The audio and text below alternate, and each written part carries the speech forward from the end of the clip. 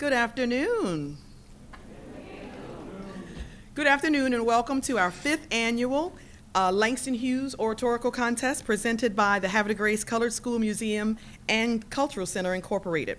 This annual event celebrates Havre Grace's historical connections to Langston Hughes and honors the legacy of community members who advocated for equitable access to education for African Americans in Harford County.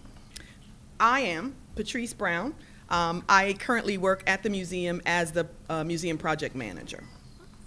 And my co-host today is? I'm Brittany Powell. I'm the board secretary for the Havre Grace Colored School Museum and Cultural Center. We're really excited to be hosting today, and we'd like to begin by thanking our wonderful host and the team here at the Cultural Center at the Opera House in Havre Grace. So Rebecca Jessup and her team. We've got Neil and Patrick, and then David Ryan from Promo Videos is back there with his crew. So we're so thankful for all of their support. And we'd also like to recognize the support we've received from our esteemed community members, including the Harford County Executive, the Honorable Barry Glassman, who's with us today, State Senator Bob Casserly, the Honorable Patrick Vincenti, President of the County Council, the Honorable Curtis L. Beulah, Councilman for Harford County, and William Martin, the Mayor of Havre Grace, who sent some remarks along to us as well. As we prepare for this inspirational afternoon, we'd also like to welcome Bishop Tatum and his lovely wife, Miriam Tatum, for being with us today. I'd like to introduce Bishop Tatum, who will bless us with our opening prayer. Bishop Tatum is a 1965 graduate of the Havre Grace Consolidated School. We greatly appreciate his support and at our first oratorical contest, which was held at his church, Helping Hands. Welcome, Bishop Tatum.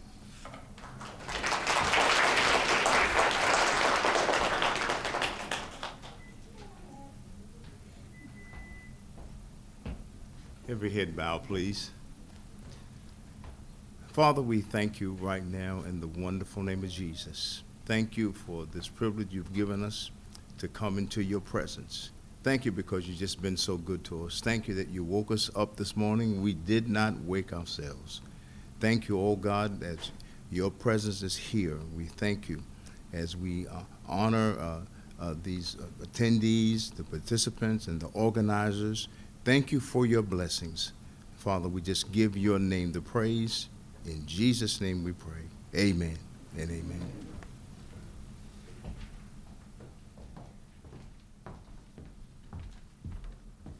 Thank you, Bishop Tatum, for lifting our hearts and minds in prayer. We are so thankful for the continued support of our community in the city of Havre Grace. So at this time, I'm pleased to introduce some remarks from Mayor Martin. He sent along a video for us. So if you direct your attention to the screen over here, we're excited to have some words from the Mayor of Havre Grace, Mayor Martin. Hello, everybody. This is Mayor William T. Martin of the great city of Havre Grace. I'd like to take this opportunity to welcome everyone to the Cultural Center at the Opera House today. I want to say congratulations to all the 6th graders or 12th graders today who are participating in the 5th annual Langston Hughes Oratorical Contest.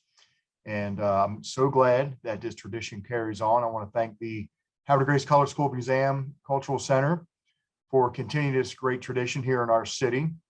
I've actually had the opportunity to attend a few of them in person when they first started out, and I think it's a great asset to our community, but more importantly, to our youth. And a lot of you know me as Mayor of Havre Grace, but some of you probably know me as Mr. Martin, the history teacher at Aberdeen Middle School. So yeah, I teach American history and U.S. government for the last 23 years, and I want to tell everybody today what I tell my students all the time. Think about this. When you think about all the men and women who've really made a positive impact and change in the world, they could always do 2 things very well. They could write well, and they could take what they wrote, and they could articulate it in good speech. That's why we're here today. And I'm so proud of all the participants, what you're doing, and the courage it takes for you to stand up in front of a crowd and to speak from your heart the words you've written. Mr. Martin's proud of you. Hope everybody has a wonderful day, and God bless everybody. Good luck. I'll see you soon.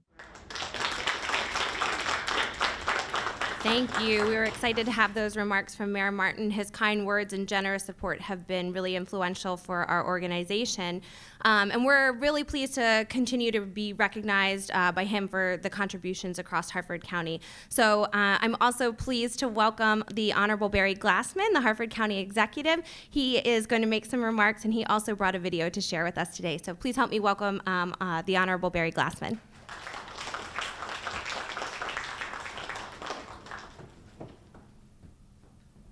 Thank you. It's this tall podium. It is good to be with you today. I wanted to make sure I was able to stop and see you today and send my best wishes for this contest and Langston Hughes and all the work the Havre de Grace Colored School does to preserve history here in Harford County. It's probably the last year I'll come to you as county executive. We're running around the state searching new horizons. But I hope one of my goals of the last 7 years has been to set a new standard for not only historical preservation, but Black history preservation. We've worked so hard to really tell a lot of stories that we are not taught. I was not taught at Havre de Grace schools or any schools in Harford County. I'm hopeful that our new standard will begin to develop so that we can progress over the next century. In the upcoming budget, I will be funding and creating an African American History Preservation Fund, which will mimic or copy what is done in the state. But it will actually be a fund that we can use for historic preservation of cemeteries, folks that have contributed over the years, our African American churches, so that we can build up that history. And young people, I am so proud that you're here representing today. I wish you the best. And I hope that we all can come together and through this pandemic and everything we've been through the last 3 or 4 years, I always tell folks we've got to get back to really loving one another, lifting each other up.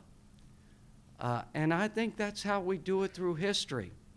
And I learned this from Christine Tolbert a long time ago on the first Hosanna Church bond bill. And this goes back 30 years, that we need to learn from our history. We need to preserve our history. People without a history have nothing. And so that's part of my goal in this last year, is to make sure we secure not only a funding source, but a process that we can preserve our history, lift it up, learn about it, and I think we'll all be better off. Bishop Tatum, I'm sorry, I know usually I'm shorter than the preacher. Now I'm longer than the preacher. But God bless you, and thank you for all you do for the community. So this year, our Black History Month video, and we started this 7 years, we've gotten better each year. We are learning. I tell you, this year I'm proud that the Harford County Public Schools is going to show our video. We've been trying over the years, as we uncover these stories, to share them and get them out into the public domain, into our public school system. Eric Davis with the Board of Ed assured us this week that video, this year's video on the Christiana resistance, would make it into the curriculum for folks to see. So I'm glad to happy to share this with you. I've learned a lot. We're going to invest in some markers and to begin to really share our African American history, not only in northern Harford County, where I'm from, which has a great history with the Underground Railroad, but all through the county. So thank you. God bless all the young people today. Keep it up. My mother used to drag me around to these contests 30 or 40 years ago when I was a kid. But thank you, and God bless everybody.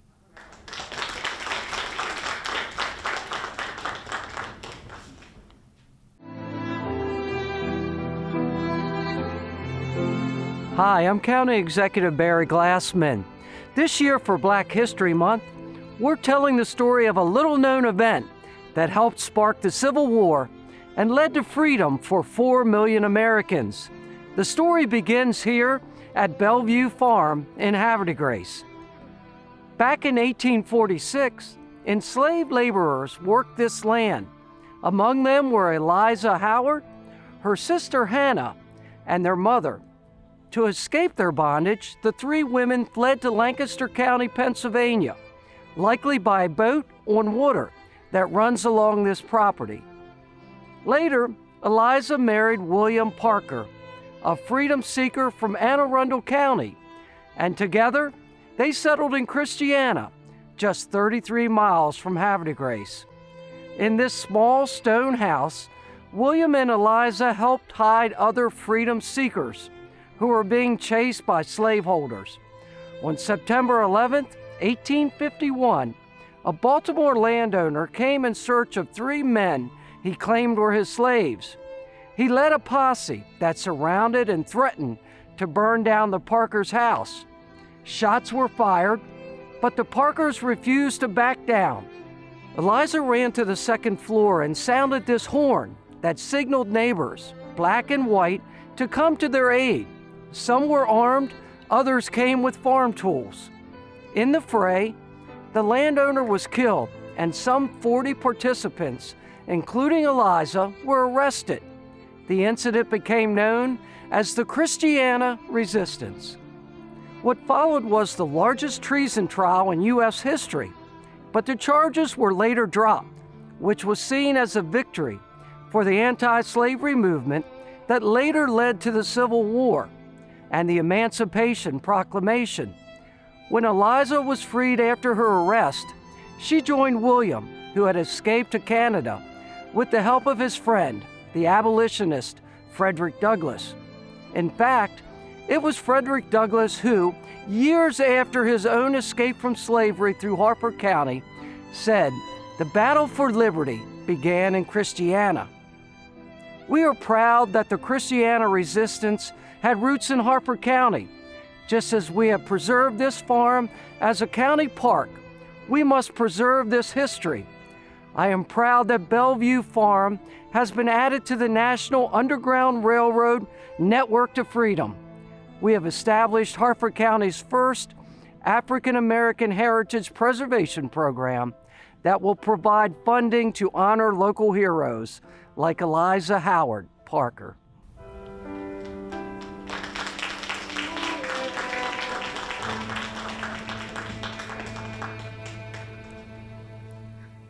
Thank you so much, County Executive Glassman. Your support has been really crucial to the work that we've been doing here in Havre de Grace and the work to be done across the county. So thank you so much for being here. At this time, I'd like to introduce Patricia Cole. She is the president of the Havre de Grace Colored School Museum and Cultural Center. She's going to give the occasion, and as she comes up, I just also want to recognize that anybody that's worked with Pat knows that this initiative would not be happening without her tireless commitment to what we can do and the potential of sharing this history here in our community and across the region. So please help me welcome Patricia Cole, who will give the occasion.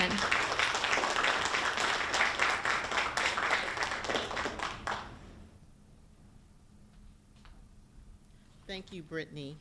What an amazing history. Bellevue Farms. If you don't know that story, that's something you really need to go back and research.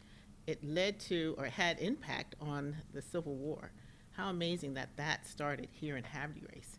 So, County Executive Glassman, thank you so much for all that you do to preserve the history, particularly of African Americans here in this county. Can we give him a round of applause, please? He's truly amazing, and we would not be here if it wasn't for Councilman Glassman.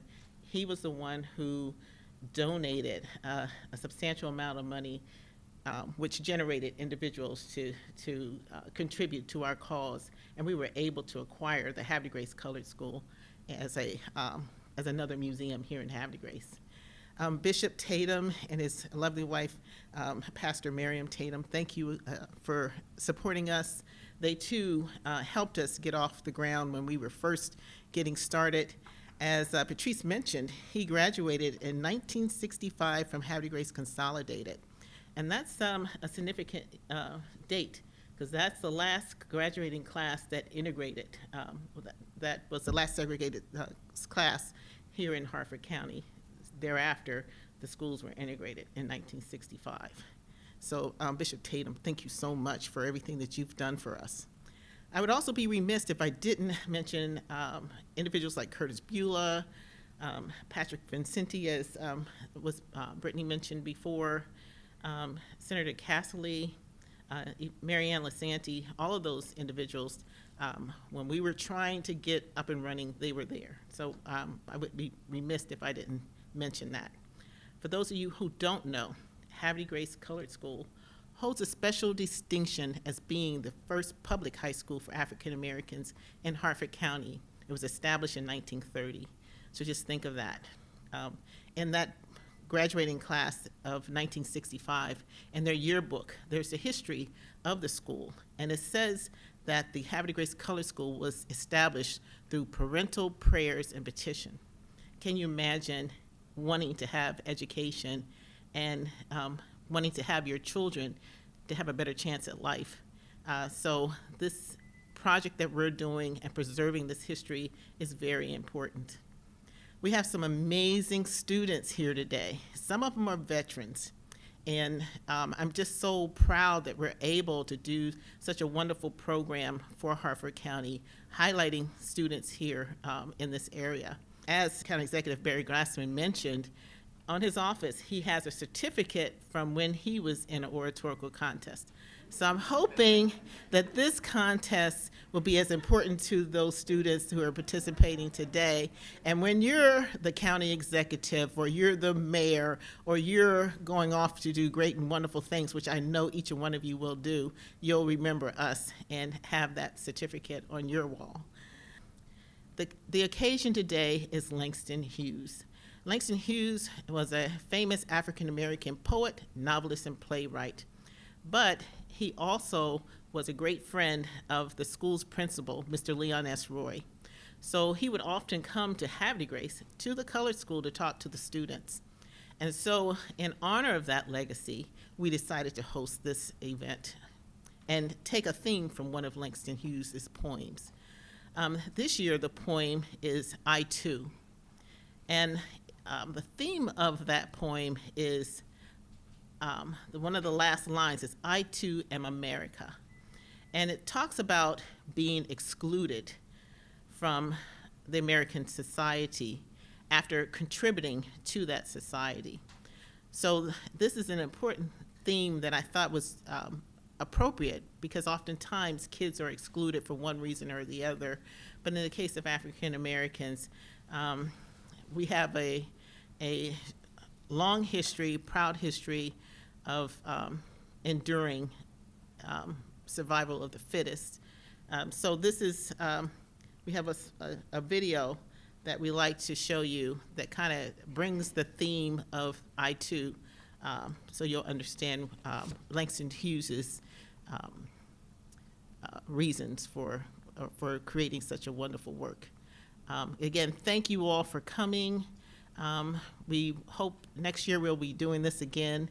I think the date is in your program book, but please continue to support us. We have several programs, and we greatly appreciate everything that the community has done on our behalf. Thank you so much.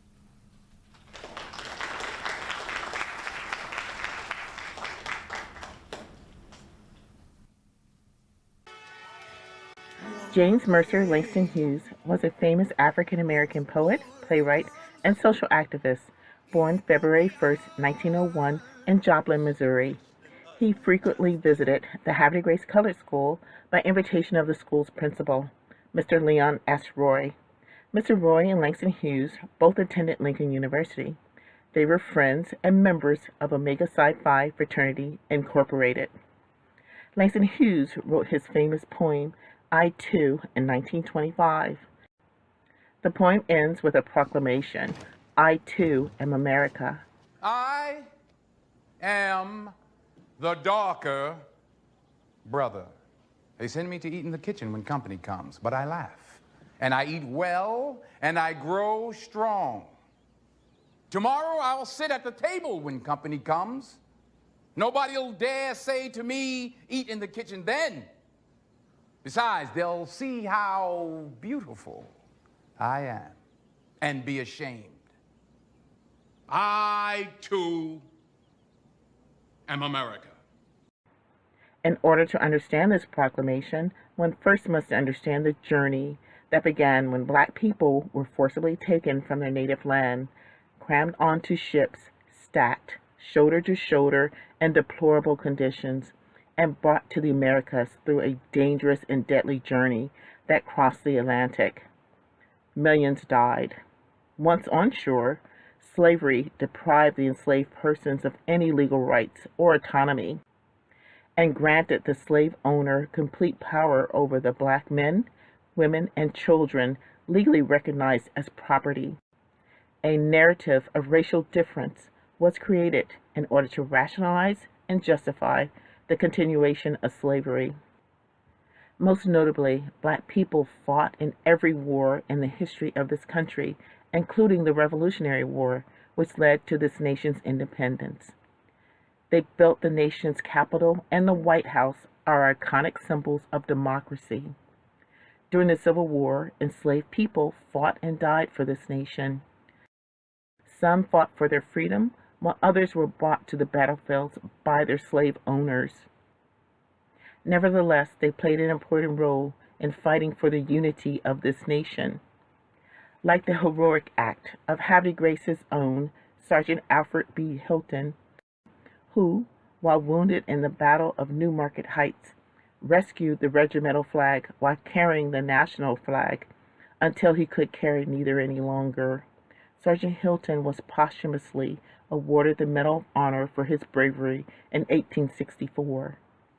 After the Confederacy surrendered in 1865, Congress passed the 13th Amendment, which prohibited slavery nationwide except as punishment for a crime. But in many former slave states, slavery did not end. It simply evolved.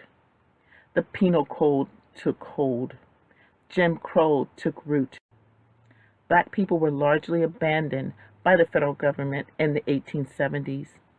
For decades, black men, women, and children were tortured, terrorized, and killed by mob violence and lynchings. Oppressed by a system of racial laws and customs for another 100 years, black people were racially segregated, denied the right to vote, equal education, and basic dignity. They were humiliated, beaten, or killed for minor offenses like protesting. The civil rights movement of the 50s and 60s helped to end legally authorized racial segregation. We applaud the men and women for their intestinal fortitude and ability to survive against the odds. We now pay tribute to those men and women who endured the unthinkable, the trials and tribulation of slavery and segregation in an unjust system. As we stand on their shoulders, we can now proclaim, I too am America. In us. Justice for all just ain't specific enough. Once I die, the spirit is revisiting us. Truly living in us. Resistance is us. That's why Rosa sat on the bus. That's why we walk through Ferguson with our hands up. When it go down, we woman and man up. They say stay down and we stand up. Shots be on the ground, the camera panned up. King pointed to the mountaintop and we ran up. One day, when the glory comes, it will be ours. It will be ours. Oh, one day, when the war is won, we will be sure. We will be sure. We'll cry glory.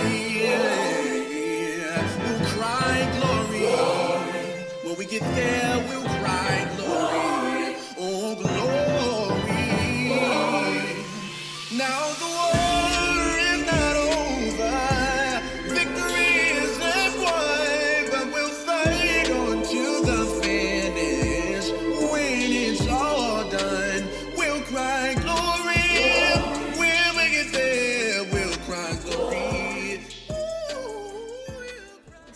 out of the shade, aflame and unafraid, the new dawn blooms as we free it. For there was always light, if only we're brave enough to see it, if only we're brave enough to be it.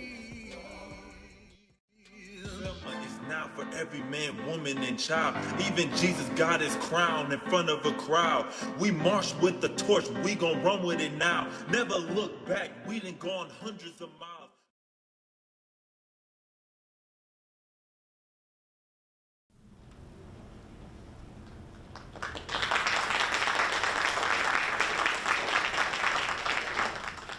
Thank you so much, Pat. And as we've just learned, that this annual contest is inspired by the work of Langston Hughes. So today we are excited to be joined by our featured poet who will recite the Langston Hughes work, I Too. So we're pleased to be joined by Ditya Chatwal. Ditya is a 7th grade student at Patterson Mill Middle School, where her favorite subjects are reading and math, and her hobbies include horseback riding, scouts, arts and crafts, and gaming. And then after high school, Ditya hopes to attend college in order to become a dentist or an anesthesiologist. So please join me in welcoming Ditya, who will recite Langston Hughes' work, I Too. I Too by Langston Hughes.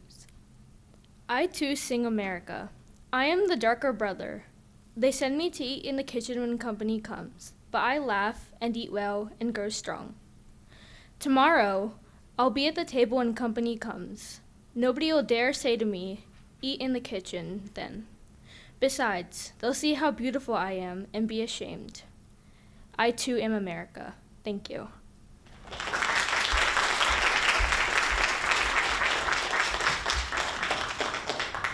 Wonderful. Thank you so much, Ditya.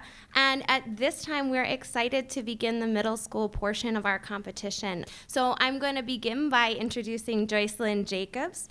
Joycelyn is an 8th grader at Havre Middle School, and her favorite subjects are history, science, and art, which is one of my favorites too.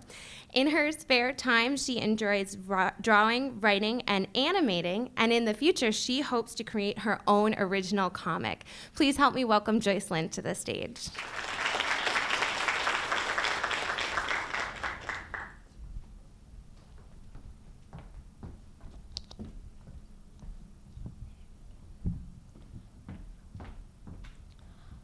My name is Joycelyn Jacobs, and this is my interpretation of Langston Hughes' poem, I Too Sing America.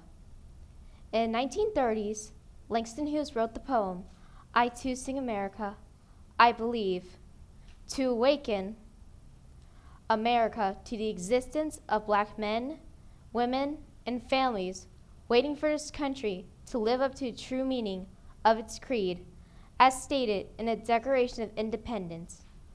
We hold these truths to be self-evident, that all men are created equal. I Too Sing America is about the inequalities of a group of people living in a segregated land. Whether blacks served in the military, attended school, or lived in basic housing, frequently their lives were inadequate. It was widely accepted and believed that black Americans were lower-class citizens and deserved much less than other races of people. My great-grandfathers and great-grandmothers lived during these times, working in the fields, kitchens, and factories, giving all they had to a society that did not value their worth. I Too Sing America was written during the Great Depression, a period in history where blacks were the first to lose their jobs, income, livelihood, and hope in this land of the free. See, I believe Langston Hughes wanted everyone to know that we too belong in this America. We too have a place in this America. We too have a future in this America. So why are we still invisible? Why is a black man still not heard? Why is a black woman still not seen? Growing up in the South, my mother used to sing this song. This land is your land. This land is my land. From California to New York Island, from the redwood forests to the Gulf Stream waters, this land was made for you and me. The lyrics are written to protest against the inequalities in the United States and the suffering of millions during the Great Depression. Yet this song was still not about us, for a blind eye is still turned towards Black Americans. We should be ashamed of the racism that is taking over this country. All over this land, whether living in California, New York, Florida, Texas, Mississippi, Maryland, Georgia, or North Carolina, we and our neighbors live very different lives. But that does not mean that the color of our skin should define us as any less of a person. After all, the principle of equality was what America was founded upon.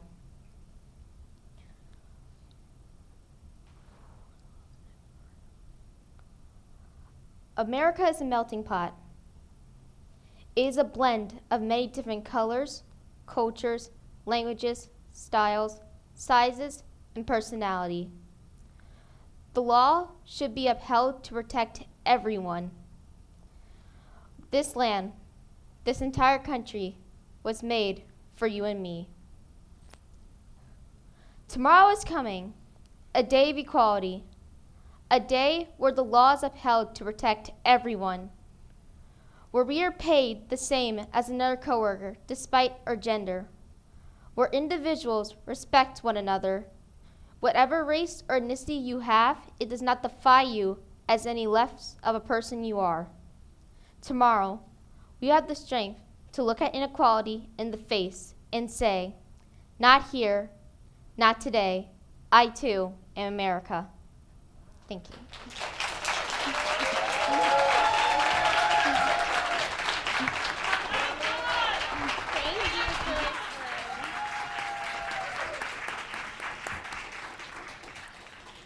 Thank you, Joycelyn, for your inspirational words and energy. Next up, I'd like to introduce Kayla Oteza. Kayla is an 8th grade student at Swans Creek School, where her favorite subject is math. Her hobbies include reading, sewing, baking, yum, and roller skating to work off the baking. In the future, she hopes to get a degree in mathematics and become a teacher. Welcome, Kayla.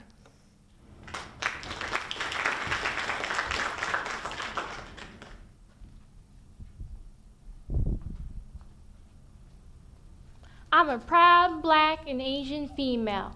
I am a minority, but I too am America. The poem I Too by Langston Hughes to me shows pride of who you are and the color of your skin. No matter who you are or what your racial gender is, we all should be treated equally and fairly. In my U.S. history class, I learned in the early years of the United States, the states made a compromise called the 3/5 Compromise. The 3/5 Compromise was when 3/5 of the slaves in the states counted towards the population. The more people a state had, the more representatives the state got in the U.S. government, which means if the U.S. had a vote on a decision, the southern states got more extra votes since the southern U.S. had more slaves than the northern. My question is, how can slaves not be able to vote or even have a say, but it's okay for them to be counted in the population to earn more votes to make America even more unfair? Black and colored people have been through a lot over many years. The Civil War, the fight between the northern and southern U.S., ended slavery, but not segregation. I was reading an article called Emmett Till by Michael Ray in Bricana.com. Emmett Till was a boy who was 14 years old, about my age, when he went to visit some family in Mississippi in 1955. After helping his great uncle with the cotton harvest, he and the other teens went to the grocery store. There was a white woman, a cashier, working there. He was sold at the woman. 4 days later, Roy Bryant, the husband of the cashier Emmett was sold at, and J.W. Millam killed him. That's just sad and horrible, to kill a black boy because he whistled at a white woman. Black people had to drink from different water fountains, go to different schools, sit on the back of the bus, and etc., all because of their skin color. My grandpa was born and raised in Virginia.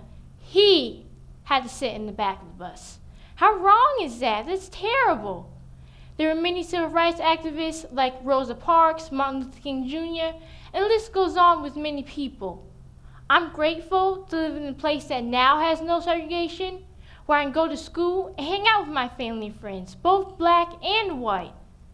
America might not be the most perfect country in the world, but I'm glad I live here. The phrase, I too am America, means to me that no matter your age, race, and gender, we all have a voice, should be respected, and matter. We're part of America, and we all should be treated equally. We all have hearts, feelings, and bones inside all of us. I start to hear all this injustice, unfairness, and just wrong people do on television. For years, some people have been treated with no respect. From slaves, segregation, the races in the world, people have been through a lot. Black lives matter. Women do things men do too. They can have nice jobs and should be treated equally. No matter if you're black, white, Asian, Spanish, and so on, your opinion, your voice, your votes, and you matter. We all matter because all lives matter. Martin Luther King Jr. once said, if you can't fly, then run. If you can't run, then walk. If you can't walk, then crawl. But by all means, keep moving. To me, this means there may be obstacles in your way, twists and turns, people who don't like you. But you still stand tall, you're proud of who you are, and you fight until you get the justice and equality that you deserve. When I read the poem I Too by Langston Hughes, I get a sense of pride of who I am and where I came from. I'm a proud black and Asian daughter. I love who I am, my family, and the color of my skin. Are you proud of who you are too? Everyone should feel proud of who they are and the color of their skin. We are all America, and I love the diversity of the U.S. Thank you for your time.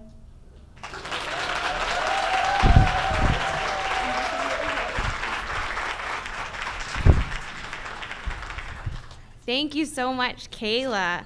Our final middle school contestant is Kayla Reynolds. Kayla is an 8th grade student at Magnolia Middle School. Her favorite subject is integrated language arts, and she enjoys free writing and roller skating in her spare time. I'm glad to see skating is making a comeback. Her future goals are to build her own publishing company named Alicia K. Publishing, and she wants to write a best-selling book.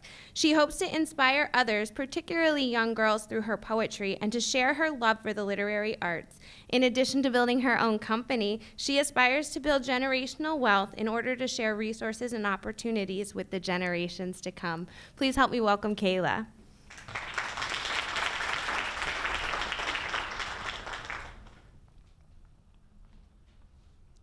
I too sing America. I too have feelings. I too have morals. I too am a part of a generation's long history. Yet, the American expectation still separates us because of the color of our skin. We may be different on the outside, but on the inside, we are all the same. Apparently, that doesn't matter because we will always be black and we will always remain on the other side of the walls that isolate us from them. That's the type of mindset they want us to have, but instead, we choose to look upon tomorrow where we will no longer be cast away, where we will no longer be ashamed of our hidden yet noticeable beauty, where we will stand tall, no longer with our backs against the wall from all the expectations of America. Black people say, black does not crack, but when they talk about me, my heart cracks till it's black, shattered into pieces like glass. I know this for a fact. People say white people have white privilege. How come we can't change that to black privilege or no privilege at all? A world where we can be equal and praised for our differences instead of being beaten and broken down for them. When they see us, all they see is the black brothers and the black sisters of American society. They see the different outcome from when a black man and a black woman have a child. They see the ratchetness, but all I see is the style. But even though they dislike our style, They want to recreate it. So I really think to myself, do they not like my style, or do they not like the color of my skin? Our style is unique. Our style shines a light on our differences, not so we can be judged or looked at as less than, but so we can show them we are extraordinary. Our style is symbolic, from our big afros to our crooked snapbacks, to the boldest symbol of them all, our golden brown melanin. They want us to change our skin color so we can sit at their table, but in actuality, we've been sitting there all along. We sat there in silence, learning how to raise an empire, learning from the white man how to be demanding. We wait and we wait to raise the Black empire, to open the eyes of America and show our beauty, the inside and the out. But till that moment came, when we see them, we ran and we hid to cover our pride. We hid our faces covering the special things we know we have inside. We should not hide behind our skin. We should wear them with pride and let our color fly high. We should not be a stereotype because the color of our skin or because the history we have descended from. We should not be put into the categories of the angry Black woman or the so-called incapable Black man. Black people live their lives in hibernation like they are bears. Us as Black people go into hibernation to rest for the next obstacle ahead. Like breaking the chains of being outcasted and discriminated against. We build our power, our strength. We take each obstacle step by step, walking the path of freedom. Most people shake off the thought of slavery and oppression because they think it is no longer active in the world. Yet it still is active, and it still hurts from the past and currently. All the stuff that the African American society has been through since slavery coats our skin like a shield.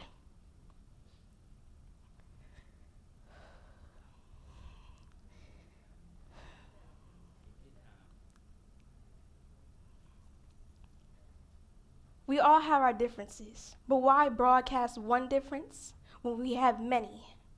There are so many things that make us different from each other. One of many similarities that people fail to recognize is that the same God that made you made me. It is no longer about how we are different. It's about how we're going to come together and walk as one and break through those walls and walk as one. One day, we will walk free. One day, we will walk whole. One day, we will walk without worry. One day, we will walk together. Thank you.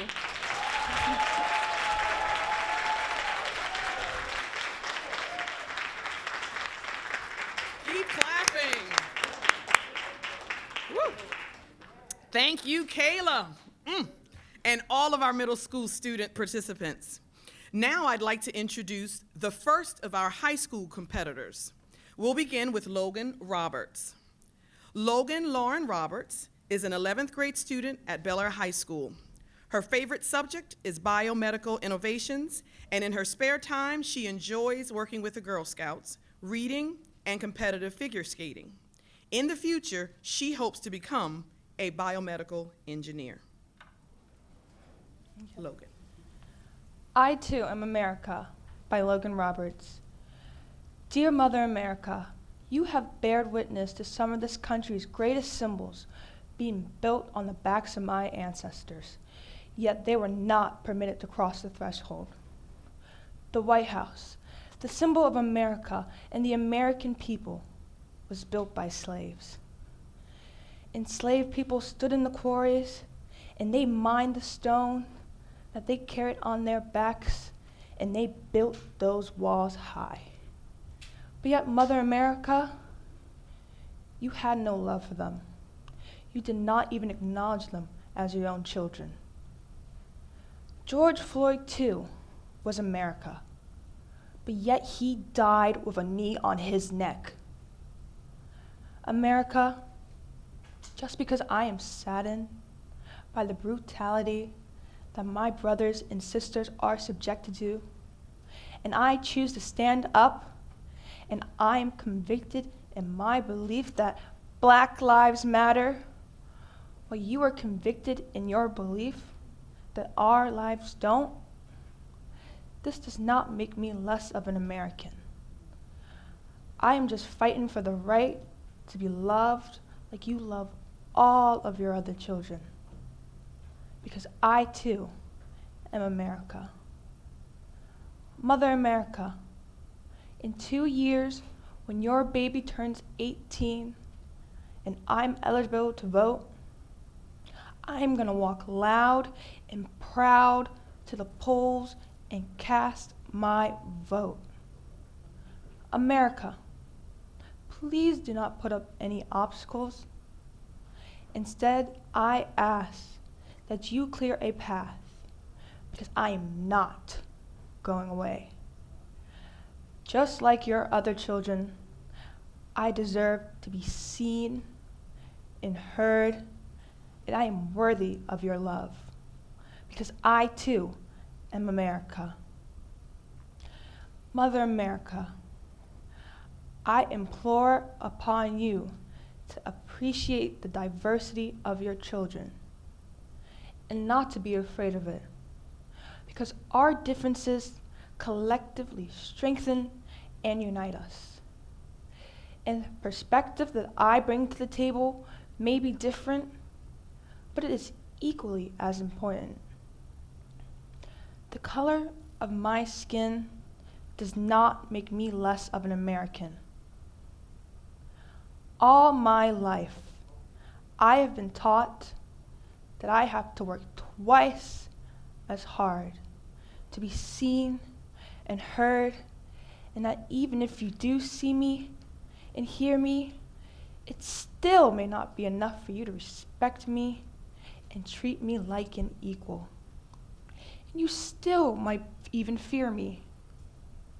Mother America, don't fear me, embrace me, because I too am America. Mother America, despite all of this, I am not discouraged, but encouraged to work twice as hard to get into the best colleges, to accomplish my goal of becoming a successful engineer, to uplift my community, and to earn a seat at America's dinner table, not only for me, but for all of my Black brothers and sisters. Because all we ever wanted was to be in a home that loves us as much as we love it. In the words of the late and great Sidney Poitier, you see yourself as a colored man, I think of myself as a man. Mother America, you see me as a Black American, I think of myself as American. Because I too am America. Love always, Logan Roberts.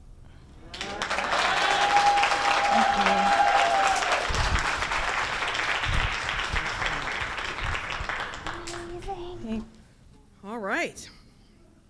Thank you, Logan. I'd now like to introduce our second speaker, Nee Sampson. Nee is a 10th grade student at Havre Grace High School. His favorite subject is English. He enjoys basketball and speech and debate. In the future, Nee plans to attend college and become a lawyer. Welcome.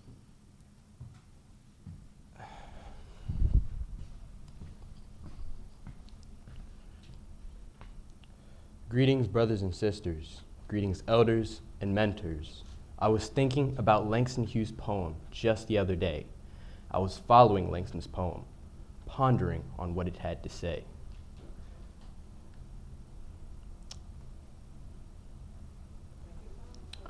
Within it, I saw a gap where youth could become lost, and about that I want to rap. Today, that is my cause. So that all who read this poem would be able to see, even those from my own generation, the generation of Z. Langston said, I too am America. I am the darker brother. They send me to eat in the kitchen when company comes, but I laugh, eat well, and grow strong. Tomorrow, I'll be at the table. When company comes, nobody will dare say to me, eat in the kitchen. Besides, they'll see how beautiful I am and be ashamed. I too am America. Within this poem, I see the very difficult hidden struggle between the kitchen and the table. I see Muhammad Ali stripped of his title, the media trying to humiliate him, the legal system threatening to imprison him for following his convictions as a conscientious objector. He was relegated to the kitchen. But then, prevailing against all odds, shocking those who thought him to be past his prime, winning the heavyweight title in the hearts of those from across the globe. In the end, they discovered how beautiful he was. No longer was, he had arrived at the table as a national hero. But danger is in between the gaps of the poem, between laughing, eating well, and growing strong. Sadly, many come out of the gap with shame. There are beautiful black women who come out of the gap with shame as they try to bleach their black away. There are black professional athletes who emerge out of the gap with a confusion that sees Becky as beautiful and Ebony as not. There are young political black science students entering the top name predominantly white colleges as a skinfolk and graduating out of the gap as an extremely anti-black, anti-kinfolk who will gladly promote any side possible against the black community. There are comedians and rappers struggling for the break in celebrity when they discover, by using the N-word, denigrating women, and dressing up as a stereotypical black female clown, they can get cheap laughs in the break in celebrity. Each of these groups, the bleachers, the only Becky for me athletes, the black-white supremacist politicians, and the N-word makes me popular comedians and rappers, each of these groups could benefit from the words of our leader, Malcolm X. Who taught you to hate yourself? Who taught you to hate the color of your skin? Who taught you to hate the texture of your hair?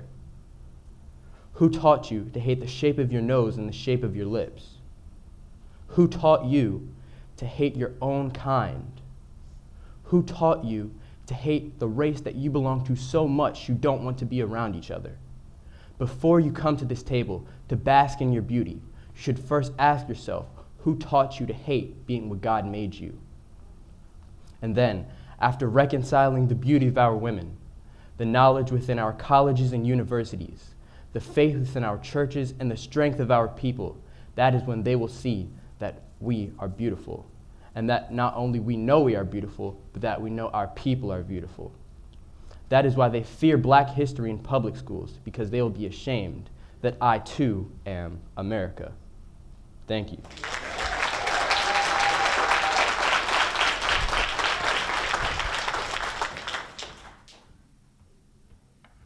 Thank you, Nee, for an inspiring message. Our final high school student is Nia Webb. Nia Marie Webb is a senior at Edgewood High School, where her favorite subjects are French and music.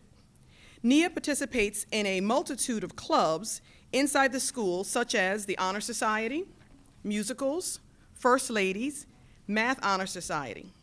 Outside of school, she loves to experience new things and involve herself in activities such as language learning, reading, and singing. Nia plans to attend a four-year college with a major of her choice to further her education of the world and all it has to offer. Always and forever, Nia hopes to be a voice for those who feel that they cannot speak out. Welcome, Nia Webb.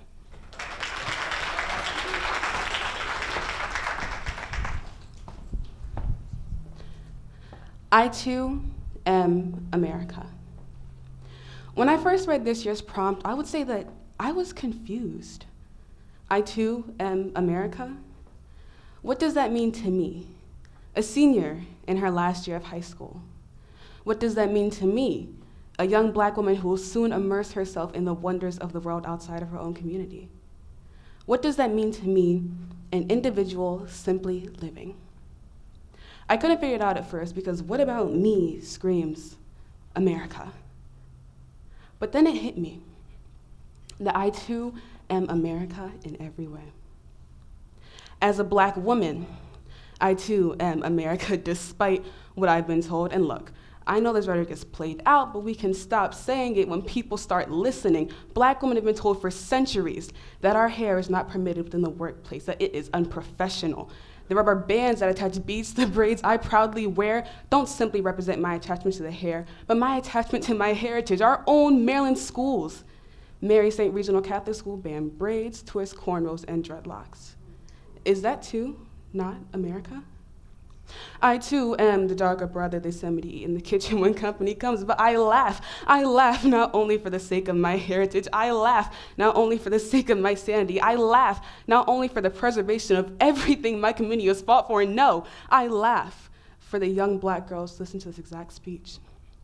I laugh because as I get older, I recognize not only am I in a position to advocate for change, but I am in a position to be that change. I laugh because is that too not America? I ask you to picture America in its glorious praise at its peak success. What was America? Did it include people like me, people like you, people like us?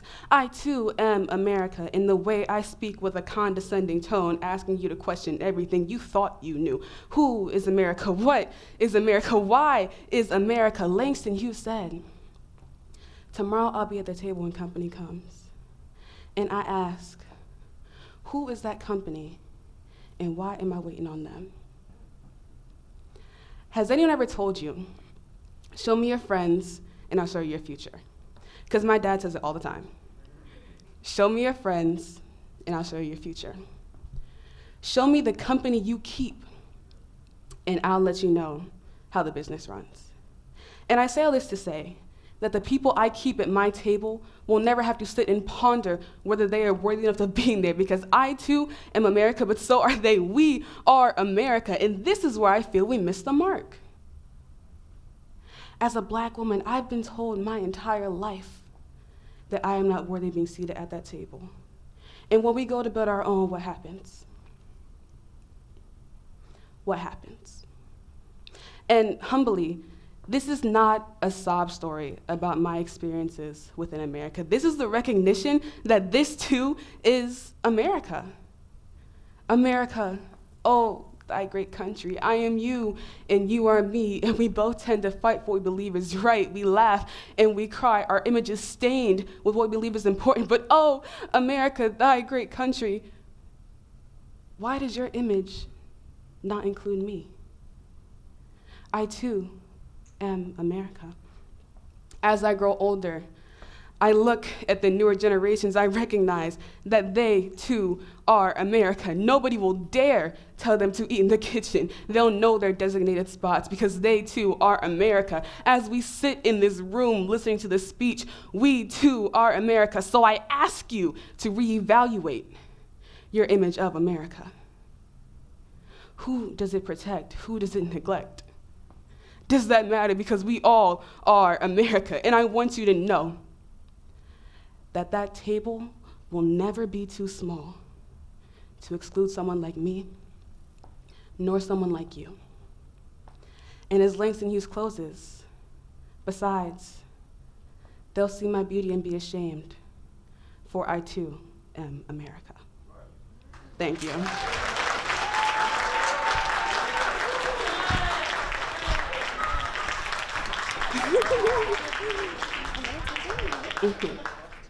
All right. First of all, let's thank all of our student participants with another round of applause.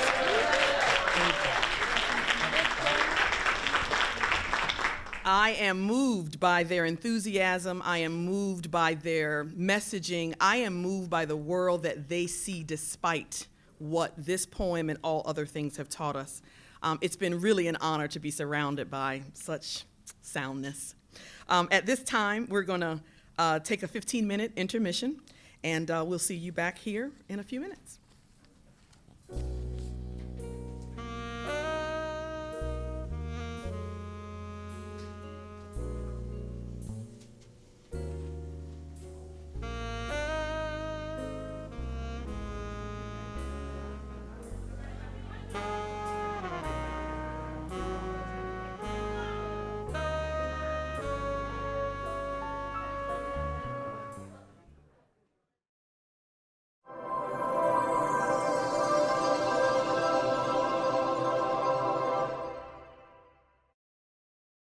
My name is Catherine Dolores Williams Burks, May 3rd, 1930. Cora Watson Fleming, 10/16/32. I'm Reverend Cynthia Patricia Laurie. I was born right here in Havre de Grace in Harvard Memorial Hospital on July 3rd, 1945. Christine Evelyn Presbury Tolbert. My date of birth is July 3rd, 1935. Janice East Moorhead Grant. I was born on July the 30th, 1933. My name is Mabel Elizabeth Hart. I was born 3/27/19. My parents were farmers. I was raised on a farm where we had chickens, geese.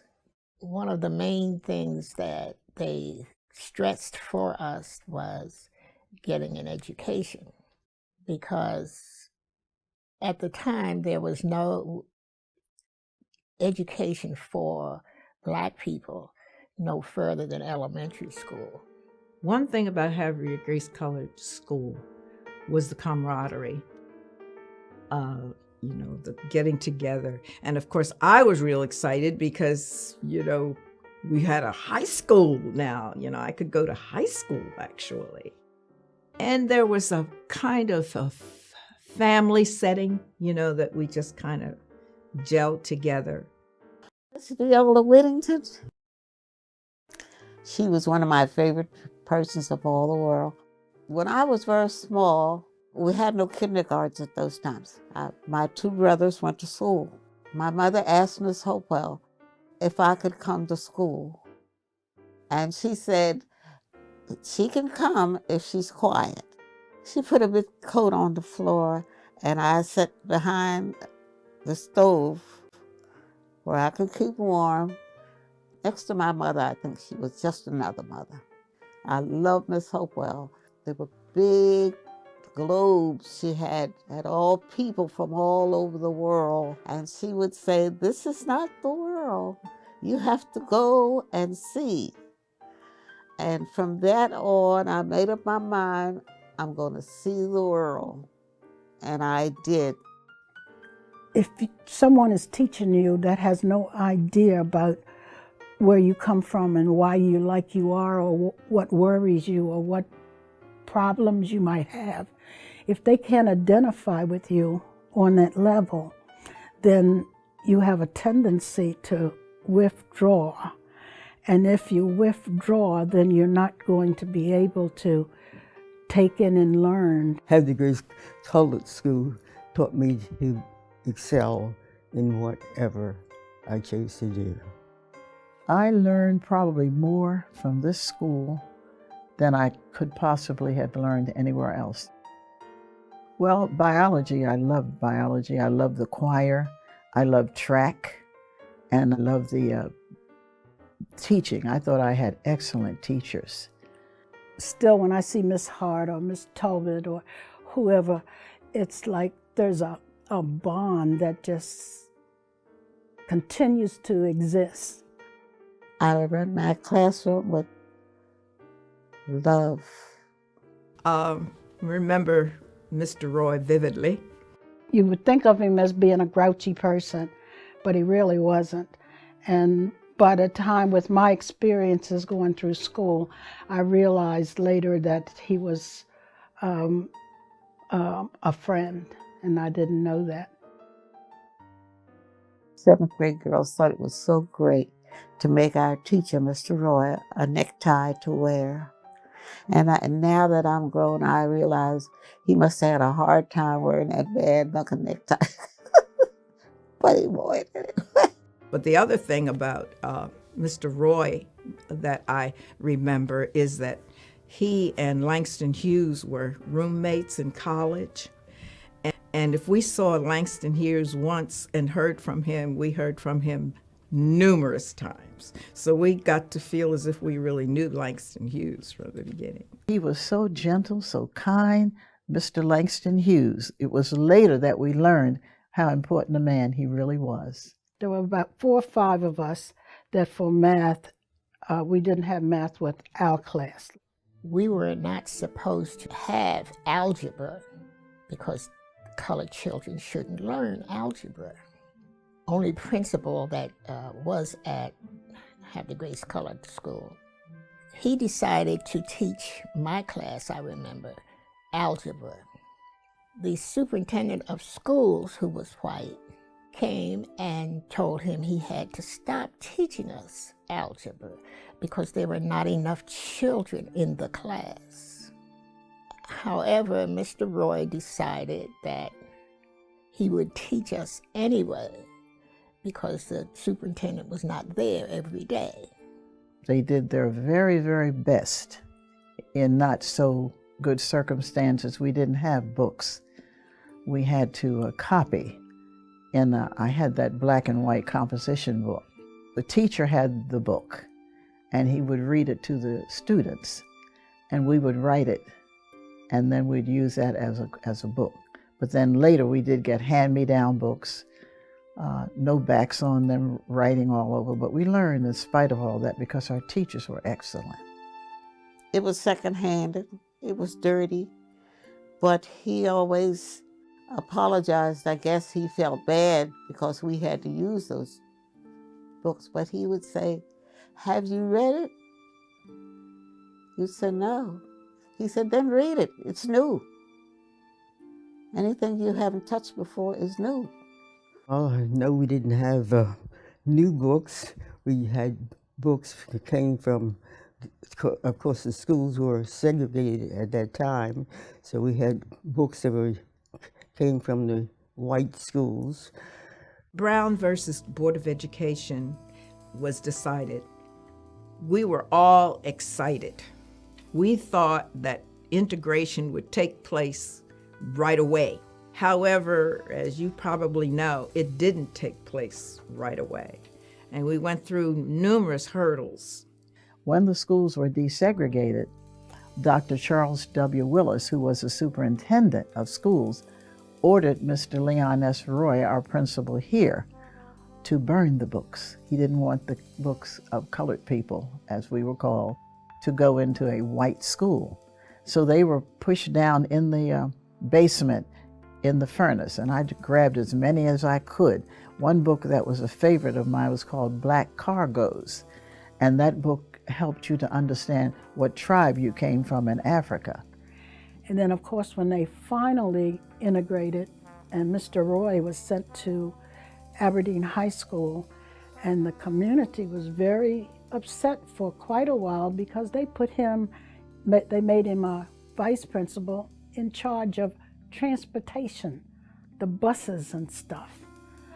And we felt like Mr. Roy shouldn't be checking on buses and checking who's getting where, because to us, he was special. And we couldn't understand why they would do that to him just because they integrated schools and they had to put him somewhere. And when you're the only principal in a school, and then you go somewhere and you become the assistant to someone who didn't even have the experience that he had, we were kind of upset about that. His wife called me over and says, "Buddy is dying, and he wanted you to come." So I went over to their apartment, and then he was there laying there, and he says, "Look in the closet and bring me the briefcase." And so I went to the closet and brought it out, and then he gave it to me, and he says, "You're getting ready to start your career." He says, "I had this briefcase when I started, and now I'm passing the baton to you. You can do it." And that meant so much to me after all the experiences and the misunderstandings of who he was. And I realized that he was really concerned with us as people. I'd like for them to know how dedicated our teachers were, how well they taught us in spite of the handicaps. Now, at this time in my life, it gives me great pleasure to know that so many children I have taught come back to me At church, they come and say, Miss Hart, do you need anything? And I think that's great. And when they have something like a dinner or something at church, they see that I get one. I've been a Havre Grace City Council person. I was a Harford County chairman and member then chairman of the Harford County Liquor Control Board, which was appointed by the governor. I was on the Human Relations Commission for a number of years. I was one of the founders of Xi Delta Omega Alpha Kappa Alpha Sorority. I'm most proud of my salvation, more than anything, being born again. But I did enjoy living in Africa, learning the history of Africa, how rich it is, and how wrong it has been taught. I was able to get a job at Aberdeen Proving Ground as a mathematician. I worked there for 18 years. What would you like to say to inspire the youth of today? You are a good person and you are a smart person. And if it seems that nobody is noticing, that there is somebody who does notice, and that's the person who made you. And therefore, if you are loved by God, there's someone who loves you. And therefore, if you're not receiving love immediately somewhere else, always know that you are loved and you are good and you are smart. You can do anything if you want to, if you really try.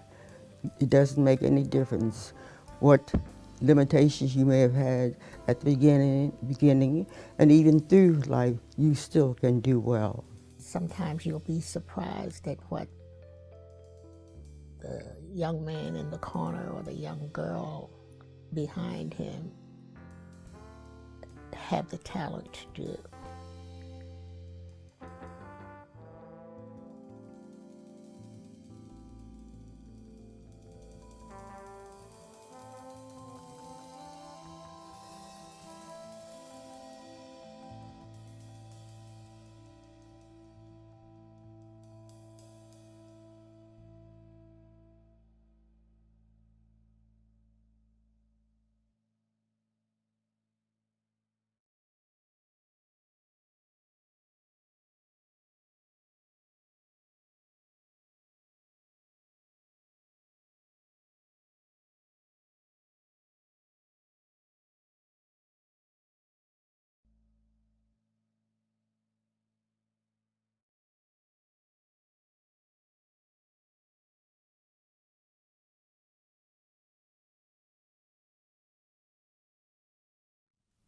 Welcome back, everyone.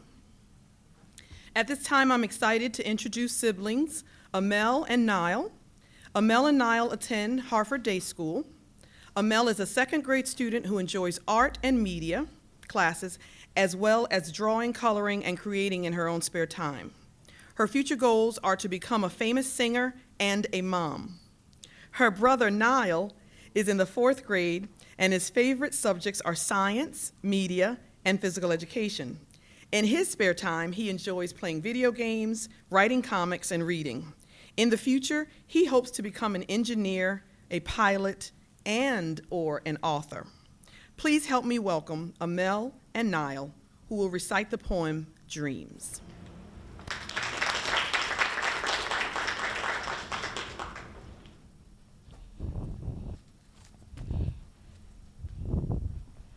Dreams by Langston Hughes. Hold fast to dreams, for when dreams die, life is a broken-winged bird that cannot fly. Hold fast to dreams, for when dreams go, life is a barren field, frozen with snow.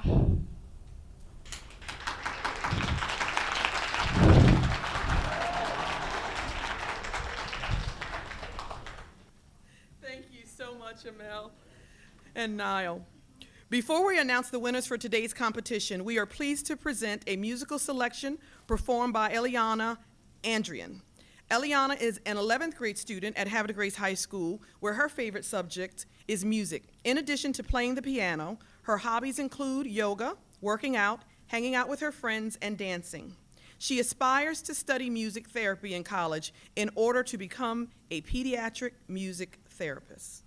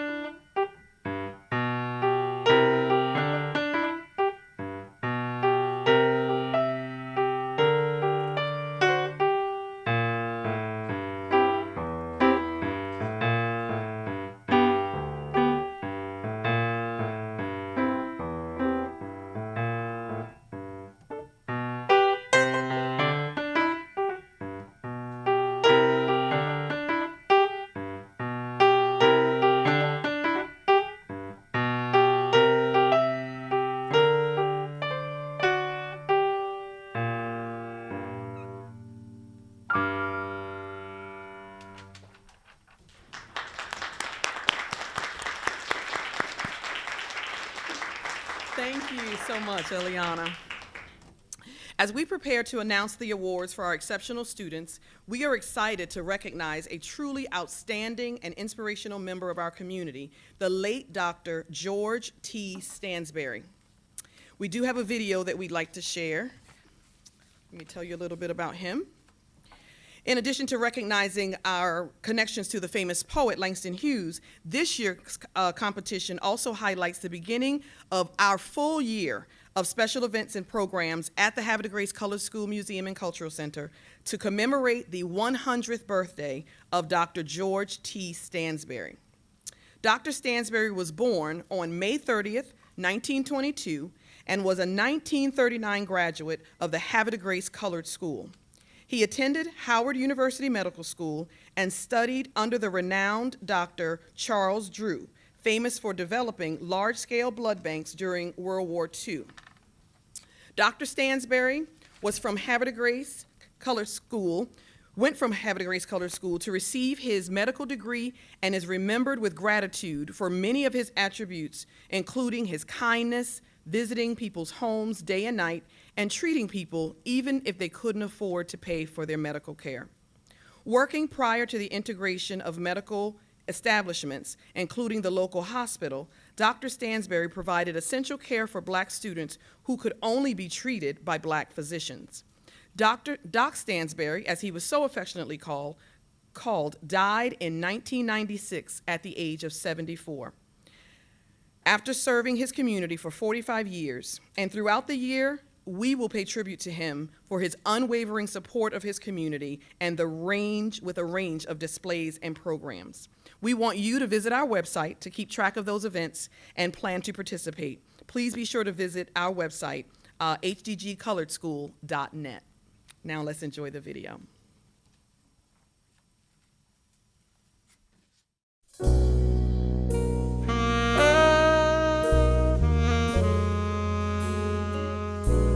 Well, Dr. George Stansberry was a real inspiration to us. We knew that he graduated from Morgan and subsequently went on and attended the medical school.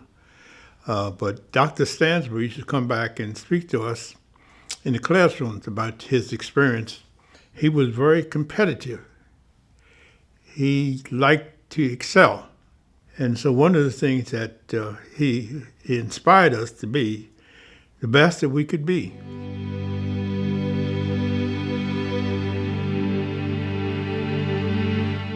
Service to the community was and is the lasting legacy of the Stansbury family. His father, of course, having been very prominent in the community. So having had his son grow up and then come back as a community doctor, everyone was very pleased. One of the ladies that used to work in the office used to call his mother J. Hoover, because they said that she knew everything. She was in charge. When he went to Howard University Medical School, one of his teachers, it was Dr. Charles Drew. Dr. Charles Drew founded blood plasma. And so Dr. Stansbury, well, he was a student of his there, but he was actually sort of a lab assistant. He would work in the lab. Well, Dr. Stansbury's expertise was so excellent that it was known throughout the county, as well as other counties throughout Maryland. And his reputation preceded him. He had people from all races, and he had a large practice. I think it was his manner, the way he carried himself, and he listened. You know, and I think that's what people like. He would listen to what you had to say. He would see you at night, even when he closed, and you go and knock on his door. You would tell you to come to his back door and knock on the door, and he would see you, whether you had money or not. It wasn't about the money. It was about taking care of the patients that he was seeing. I don't know how Dr. Stansbury survived because, and it wasn't but $5 or $10 or $5, I don't know what it was, but whether you had any money or not, you could go to Dr. Stansbury and he would see to you. And I'm sure half of Havre Grace owed him money. He believed that there was nothing blocked in your way. And if there was something in your way, there were people there to help you. At one time, there were 4 of us in college, and my parents did not have a great deal of money. We'd go knock on his back door to his office and say, "Doc, the semester's over. We're starting a new semester. I need a book, and it costs like $35. And he just tell you, go out and tell Shirley. Shirley Lilly was the secretary. Tell Shirley. And Shirley would write you a check. Dr. Stansbury embodied the giving you that calming feeling that whatever happens, he's going to be there. He's going to do whatever is necessary. And then you didn't have to fear whatever was to come because you could always call on him.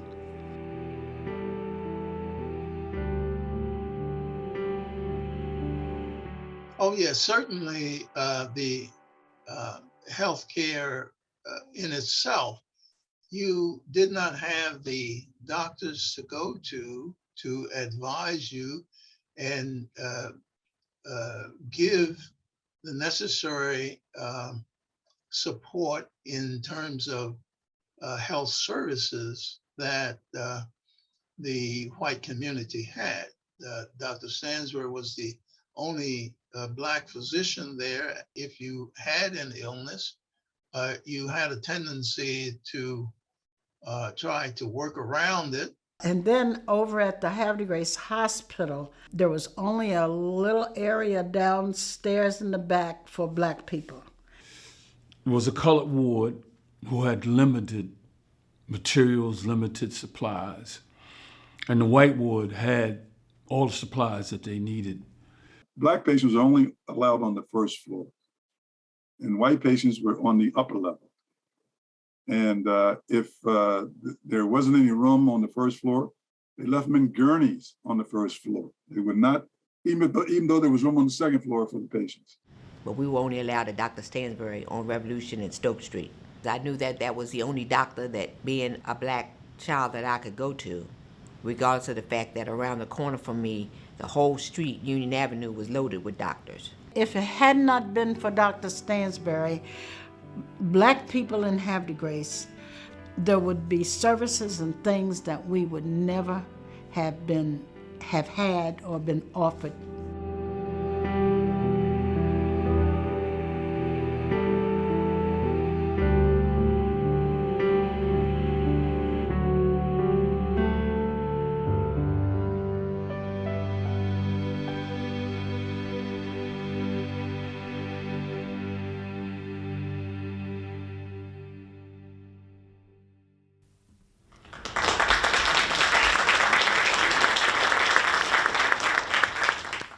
What an inspirational video, and I know that we're really excited this year to be honoring Dr. Stansbury's legacy in lots of our events and programs at the Museum and Cultural Center. So we hope we'll get to see you. There'll also be events here at the Opera House, so we're hoping to see everybody again as we tell these stories and preserve this history here in our community.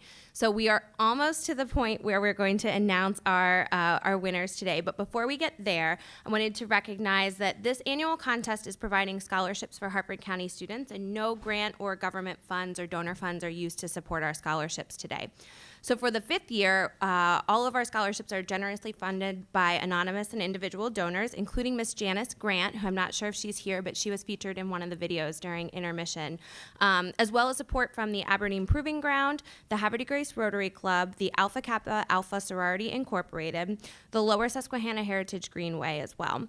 So at this time, we'd like to recognize the runners-up for this year's competition, who will each receive a $100 scholarship provided by our generous sponsors. So this year's contest runners-up included Ditya Chatwal. Ditya is here in the house with us today. Eliana Andreen, who's also here with us. We're also pleased to recognize Addison Golding. If Addison's here, you can stand. Gabrielle Moore Brooks, Destiny Walters, Miriam Job, and Taylor Penna. Taylor or Miriam. And then finally, Anthony Wilder as well. Congratulations, students, and we'll call you up in just a little bit for photos and to present your awards to you. So now it's time for Patrice, who's going to thank a few more people, so stay on the edge of your seats. All right. We would also like to take a moment to recognize our contest judges, Winona Hilton Stanley, Tracy Curry, and Laura Hahn. Thank you so much for providing that service for us today. We'd also like to thank our volunteer coaches who met with students prior to this event and helped them to practice and polish their speeches in preparation for today. Those folks are Aaron Voss, Felicia Hopkins, Barbara Payne, Dr. John Sampson, John A. Martinborough, Emil Cromwell, Desmond McAllister, and Peter Bird.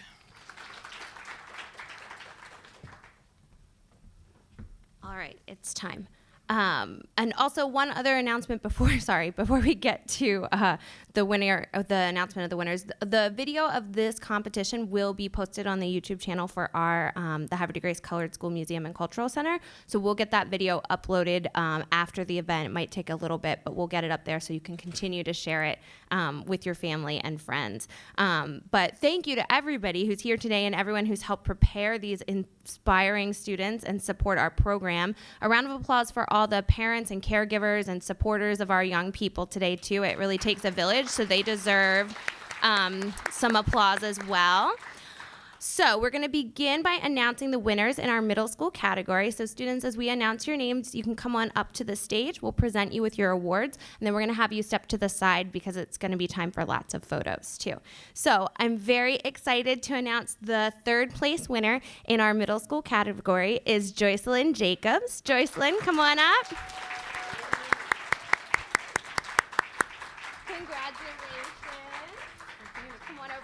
Miss Pat. We're going to bring out, we got the big checks. I'd also like to introduce Mr. Emil Cromwell. He's a member of our board, and he did help support the students here. And you probably saw him featured in some of our videos as well, sharing the history of the school and the story of his experiences there. Yeah.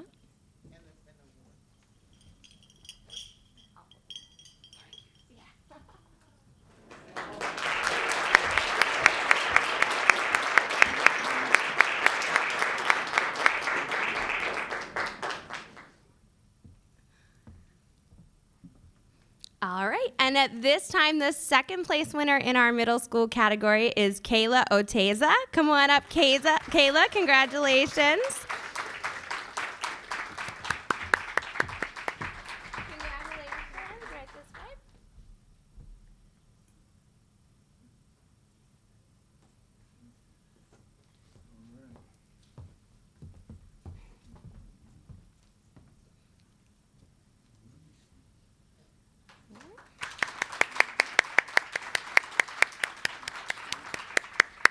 All right, and the first place winner in our middle school category this year is Kayla Reynolds. Congratulations, Kayla. Come on up.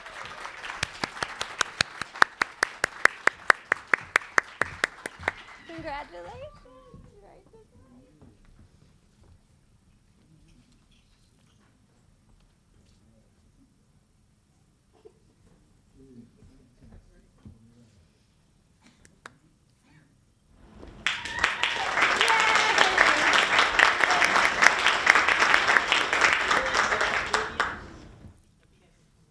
All right, congratulations, everyone. And now Patrice is going to announce our high school winners. Thank you, Patrice.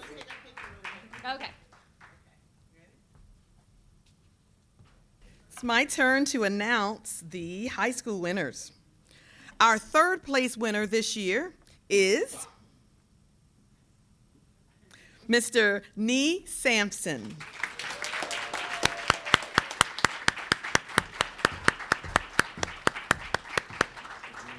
Congratulations.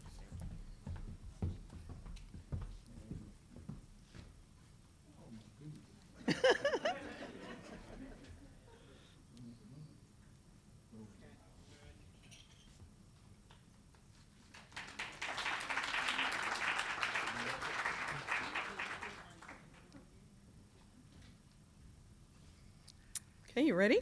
Our second place winner, Logan Roberts.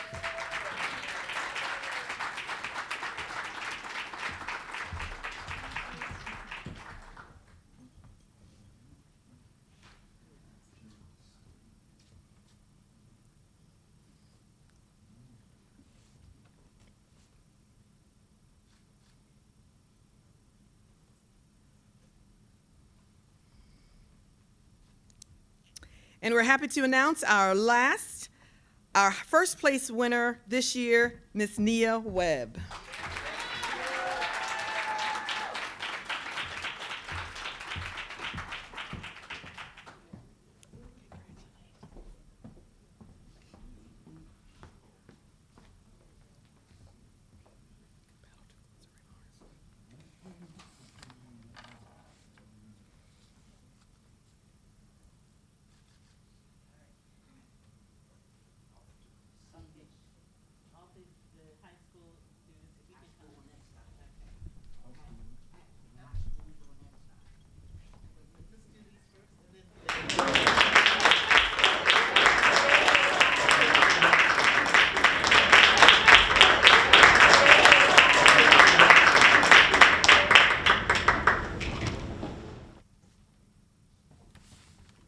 At every beginning, there's always a great ending. And you heard us say repeatedly today that we thank you, and we thank all of our participants today. I imagine the judges have a headache as to coming up with the final results. But everyone today that took part is a winner. Please give them a standing ovation.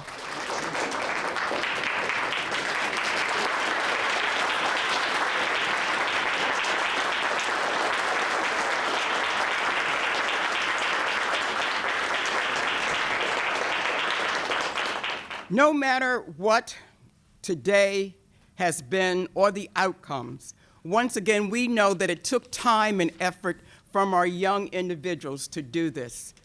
In school, for those of us that are older, when we were told about Sunday school, you had a recitation to remember and say.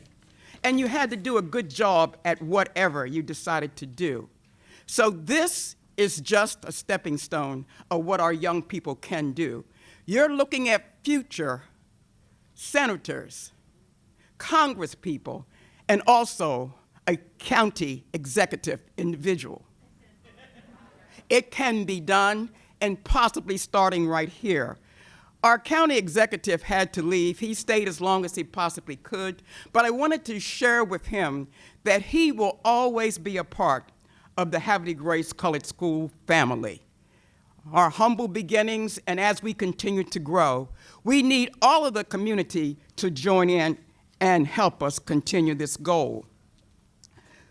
Langston Hughes, a poet, someone that we recognize today, but also because this month is Black History Month. But we want to celebrate not only this month, but every day is a history day for us. We don't have to know what the color of our skin is. We know that from our hearts, we always will give our best. Langston Hughes promoted a statement that he believed in. He condemned racism and injustices. And he wants us today, I'm sure, to say, I too am America. So keep in mind that everyone here today has given their very best, and we as a family, a community, will continue to work towards their endeavors in life. Enjoy your day today, but be mindful that I too am America. Enjoy your day.